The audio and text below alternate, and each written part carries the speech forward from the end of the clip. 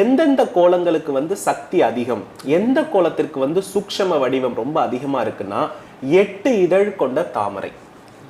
என்னை பொறுத்தளவுல தலைவாசல், பூஜை அறை இது ரெண்டிலையுமே யந்திர வடிவமாக கோலத்தை ரொம்ப தெளிவா போடணும். நிறைய பெண்களுக்கு கோலமே போட தெரியல.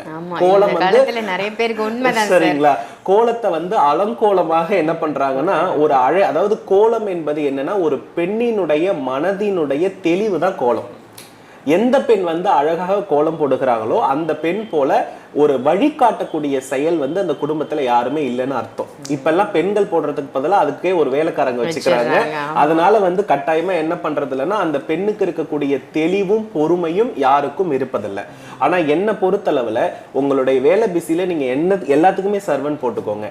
ஆனா இந்த கோலம் போடுற விஷயத்தை மட்டும் ஒரு வீட்டுல வந்து பெண் அந்த வீட்டு தலைவி செய்யும் பொழுதுதான் அந்த வீட்டுக்கு வந்து சக்தி அதிகம் அப்படின்னு சொல்றேன்.